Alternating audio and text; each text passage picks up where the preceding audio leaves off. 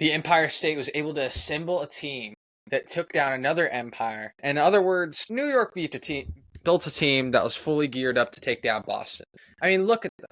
I don't think they could have taken down the Cavs that easily. The Cavs are so versatile on defense. But what it was with the Celtics was, can they keep up with them? And can their defense slow them down? Not hold them, slow them down. And it came to a few cases in games where we saw, I don't think New York's going to pull this one out because Boston's just ahead and Boston can pull away easily. And that's where Mikal Bridges really showed up. And honestly, he's the best player on the Knicks team behind Jalen Brunson. Listen, Karl-Anthony Towns has been very impactful in these playoffs. And give credit where credit's due. Insane work with New York this season, averaging 24.4 points per game, and I believe 12.7 rebounds per game. But in the clutch, it was Mikal Bridges' plays that really made the difference. We saw the steal at the end of Game 1, the block at the end of Game 2. They would have been down 3-0 to the Celtics had he not been able to do those things. So hats off to New York for building a championship caliber team and really turning around these past few years. It all started back with Brunson. This is the best chance they have within the next 5 years to win a title. After this year, so many things are going to change in the offseason. There are going to be so many big moves, unlike there were in these past 4. But this is their best shot. Their 2 biggest teams of competition have been taken out in their conference. And now they're left with the leftovers, which, don't get me wrong, the Pacers are a strong team. But New York they're better at virtually every other position, besides arguably point guard. And maybe power forward, but who knows? They're the better. And let's, while we're on the topic of Karl-Anthony Towns, let's revisit that Wolves-Knicks trade, because that's been a topic of recent conversation. Was it a win-win? I mean, look at both teams. They both made the conference finals, one of them back-to-back, and did it far easier than the last time they had to do it. So it's very interesting to see. This is one of those rare cases where I can look back and say, the general managers of both the Wolves and the Knicks made a great choice. Cat was exactly what the Knicks needed in terms of offense, and he was their best matchup to Kristaps Porzingis defensively as well, able to hold him pretty tightly throughout most of the series. And with Minnesota, something that I know has killed them last year against that Dallas team was their lack of three-point shooters. And they really went all out to fix that. They got Dante DiVincenzo, who led the league in was second in the league in three-pointers made last year. And they went out and got Julius Randle, a versatile scorer. And tip of the cap, Julius Randle. These playoffs, I had so many doubts about him earlier on in the season. I bet you heard me say before, Ant's got no one. Julius Randle isn't showing up. He showed up big time last round and the round before that. So hats off to him. His performance these playoffs for the Wolves arguably has been more important than Ant's, because we know what Anthony Edwards can do. We've seen what he can do, young star. But the question was, does he have a good number 2 to keep them in the game? And he does. They've scored over 60 points combined together at least 3 times now, I think. So incredible. All right, let's talk about this Nuggets OKC series. It went to Game 7. And the Thunder were able to pull it out like I initially predicted they would. But it was a little bit of a different... I thought Game 7 was going to be a lot closer than it was. My personal score, I had the Thunder winning it 96-80. I think it was 96-89. And I thought Shea was going to hit a game-sealing 3. Played way differently than I thought. It's all because of Mark Daigneault. Incredible coach. Incredible. I love what he's done with this franchise. I love what him and Chip England have been able to do, teaching their guys to shoot the ball. But the other day, it was what they've been doing all season. They did what they've been doing all season. Their defense stepped up when they needed to. And he made one small adjustment that changed the entire course of Game 7. He put Caruso a short guard, on Nikola Jokic, arguably the best player of the last 5 years. And it worked. He was able to generate multiple turnovers. Caruso and that OKC defense, their swarm mentality, the let's get the ball, no matter how much it costs us, no matter how many penalties we get, we are going to get that basketball. And they told Denver, you're not going to stop us. And effective, very effective. And I think this series as well, I don't know if anybody's noticed, but last year, MVP was announced before the second round, because that's what one of the biggest things was. The MVP, Nikola Jokic, versus Defensive Player of the Year, Rudy Gobert. This year, it's taken a little longer. And so, while I do think voting probably has ended already, I'm still a bit suspicious, especially after that Cooper Flag draft. Well, not Cooper Flag draft, the Mavericks draft pick. We'll talk about that in a bit. But it makes me think this series has somewhat of a weigh-in on it. Because I still believe SGA was going to end up getting it anyway. But now that this series is over and he dropped 35 in Game 7, and Jokic, I don't even think got over 22, it was very obviously the most valuable player was. Going forward, Denver really needs to reconsider their shooting options. Jamal Murray, Christian Braun are guys I would keep. Aaron Gordon, I may let him go this offseason, or he might get signed to a bigger contract by another team and treated as a clutch star in there. I don't know. With Michael Porter Jr., he's really been so inconsistent these past 2 years that I feel like it might be time to put that away. He was a great first-round draft pick when they had him those first few years. And they did win a title with him, which is the point. They surrounded Nikola Jokic with a valuable shooter. But he's kind of become inconsistent. And in the games where they've blown teams out, he's hit over 4 threes. But otherwise, he barely hits 2 a game anymore. And yes, I know he had that shoulder injury, which I personally think was not a smart idea to play through. And that's another thing that happened in this game.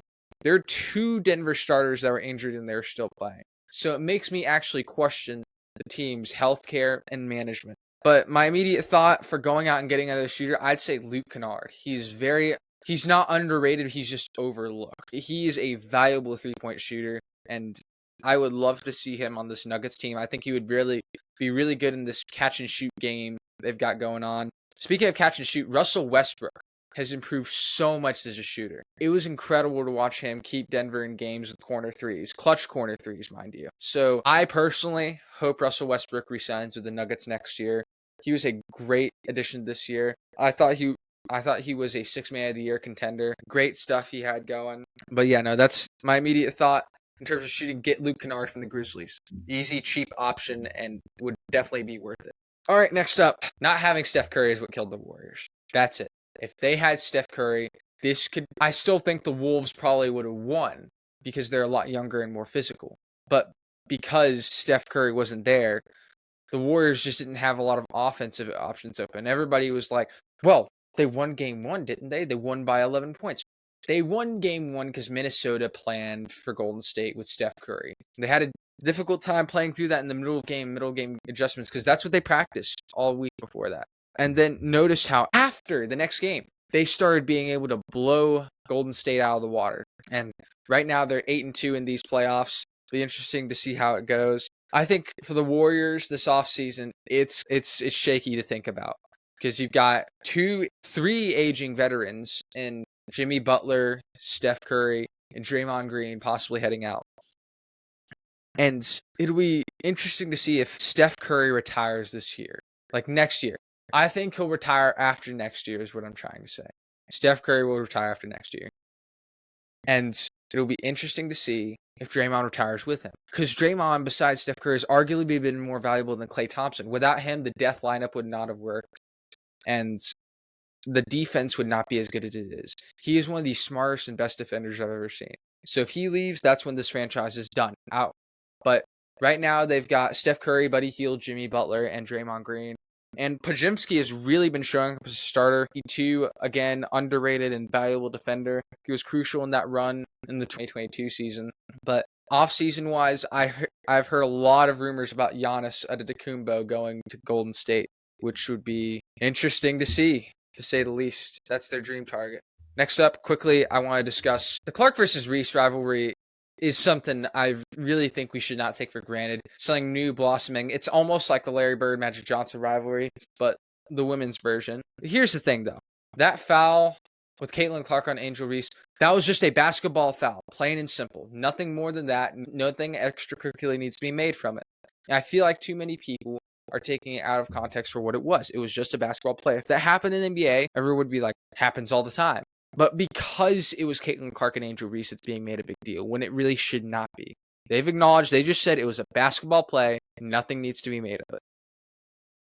All right, let's talk the NBA draft. For those of you who don't know, I am a San Antonio Spurs fan.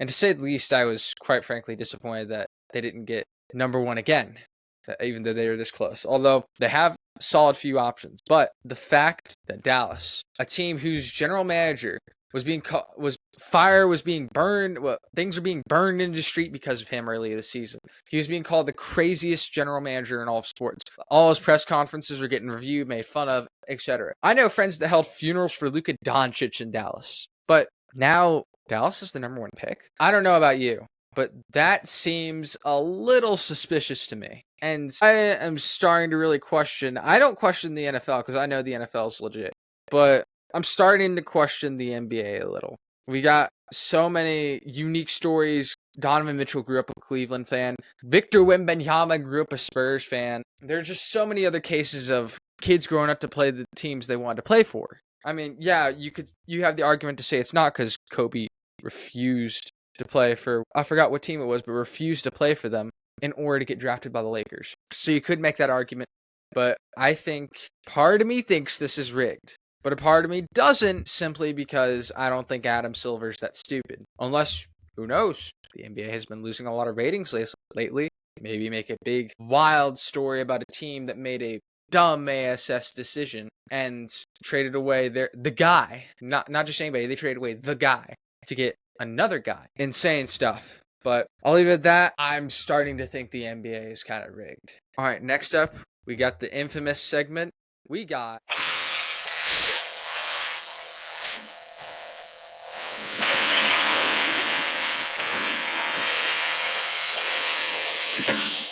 Charlie's Chalkboard. Okay, so for this, I'm going to do the top 10 most important players in these playoffs. Now, this is not best players in these playoffs, not most skilled, even though a lot of them are. This is whose performance is the most important to their teams, and will they win because of them. So at number 10, I'm giving it to Alex Caruso. His defensive acumen and hustle have really stood out to me on the Thunder this season. I think trading Giddey for him was a great move by the Thunder. His role in containing Minnesota's backcourt, in particular, I think Mike Conley might be the main guy he's on. I think you're going to see Shea switch up a lot on Anthony Edwards. If he goes on Anthony Edwards, that'll be interesting to see. I think Anthony Edwards is actually a lot faster, but he is going to be a big factor in containing Minnesota tonight, their backcourt. All right, number 9, we got Chet Holmgren. His defensive presence is really, and improvement have really changed Oklahoma City this season. It hasn't just been Caruso and Lou Dort and Case and Wallace. After all, defense would be a defense if they didn't have someone protecting the rim. And not only that, his shooting stretches defenses. He's a stretch 5 and a very fast one at that. So the thing I look for in this series is this. He is a mismatch for Rudy Gobert defensively, because Rudy Gobert is not, we saw last year, not good at guarding wing players because Luka Doncic hit that game winner over him. So considering that Holmgren can shoot, it'll be interesting to see how he handles this. And I know the Thunder are a physical team. It'll be interesting to see how he handles Minnesota's physicality. Can this skinny stick take a beating from them? Because Rudy Gobert is a lot heavier than him, despite being a lot shorter. All right, number 8, we have Pascal Siakam. He is what makes this Pacers team a championship caliber team. After last year, the Pacers really took off into the playoffs. He's one of the main reasons they won. He was one of the main reasons the Raptors won their championship with Kawhi. If he didn't perform the way he did, the Raptors probably wouldn't have won that one year in 2019. And he really brings this experience to this Pacers team. And that type of leadership is not something to be undervalued. And his scoring and rebounding and defensive capabilities make him a matchup nightmare. He's very fast. It'll be put to the test against Karl Anthony Towns. Siakam's performance against Towns is something we need to look out for. Towns is perfectly suited to guard this guy. He's a lot stronger and almost as fast, and he can shoot like him. They're actually very much similar players in terms of how they score. All right, number 7, Karl Anthony Towns. His ability to stretch the floor and defend the paint is crucial to the next matchup against the Pacers, and he provides New York with strategic advantages because he's one of those rare three-point shooting centers. I don't know if you remember, he won the three-point shooting contest back in 2017, I think it was, and he averaged about 42% three-point shooting this season, which was better than Anthony Edwards, Stephen Curry. So his matchup against Indiana's front court, Siakam and Turner will be fun to watch because Turner and Siakam are also three-point shooting bigs. It's really a nod to what the NBA is becoming today, and it'll be very much a determining factor in this series. All right, number 6, Julius Randle. he has silenced the critics for what they said about him in the regular season. He has been able to show that he can step up in these playoffs when needed to.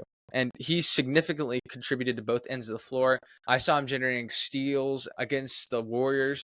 There was one game I was watching, I think it was game 4. He made this turnaround shot that I thought absolutely demoralized the Warriors. And that's basically what caused the end of them, in their minds at least. So it's been very much a compliment to Anthony Edwards. I still think this is a win-win trade from earlier, and I like that Minnesota got Julius Randle because they look like a more complete team than they did last year. And his formidable front court presence is something to marvel at, but it'll be put to the test tonight against the likes of Chet Holmgren and Jalen Williams. Our number 5, Mikal Bridges. He is arguably the most valuable player behind that team, behind Jalen Brunson. He is more valuable than Karl-Anthony Towns, no shade toward him. His scoring is great, but his defense is exactly what the Knicks need. And without him, they arguably would not have won that series against Boston. Funny how a Villanova kid who was overlooked can do this stuff. And he really reminds me a lot of what a skinny Kawhi, to put it frankly. He's strong-ish, but he's got the speed and length to guard any player. He's deployed against the star scorer of the other team. That's a lot like what Kawhi had to do a lot of times. He's probably going to be the main one guarding Tyrese Haliburton. All right, number 4, Jalen Brunson. Clutch. Straight up clutch. I cannot understate that. 7 points in the last 4 minutes of Boston in Game 2, and he made that game-winning shot against the Pistons, which they probably would have gone to Game 7 had the Pistons kept it going any longer. So he is very much important to this Knicks team. If he does not perform, they are cooked, because that Pacers team is such a high-scoring offense, so it'll be hard to keep up with them. Even Cleveland's defense couldn't hold him down. Although, again, Mikal Bridges depends on him, too. Number 2, SGA. He is not at 1 simply because he has more skilled teammates than who is at number 1. And while he has stepped up these playoffs big time and shown he is the real MVP, he has a very good defense backing him up. Well, number 1, Anthony Edwards, he does not entirely. Well, at least none superstar like Caruso or Jalen Williams or Cason Wallace or Lu Dort. Lu Dort should be an all-defensive team. But anyway, Anthony Edwards. Will he be the next Michael Jordan everybody has prophesied him to be? Will he be able to take down this defensive monster of a team? Because everybody's hyping him up. He is Minnesota's only hope of getting through this Thunder team. Julius Randle is the number 2. He's not the number 1 for a reason. Anthony Edwards cannot perform. The Wolves are as good as gone, and the Thunder might as well win the title. Listen, I love New York, but they might as well win the title because they have every key matchup over New York. All right. Moving out of Charlie's chalkboard, here are my official series predictions for the conference finals. So starting with the Knicks and Pacers, I am taking the Knicks in 6 games. I think Mikal Bridges is just about the worst matchup that Tyrese Haliburton could ask for. They're about the same height. Mikal Bridges is a lot longer, and he's very fast and shifty defensively. And I think they're going to end up putting Brunson on Nembhard. I had this conversation with my basketball analyst recently, too. Cat could most likely guard Pascal Siakam and Miles Turner, like we talked about earlier. He won't be guarding them both at once. I think that would be Josh Hart falling into this equation as well. He has got grit. Josh Hart, out of all players in the Knicks, Josh Hart has the most grit. He's that tough player you need, the tough mentality. Every team has that one attack dog. Like, you got the Draymond Green for the Warriors, and you've got so many other players like Dillon Brooks for the Rockets. But the attack dog for this team is definitely Josh Hart.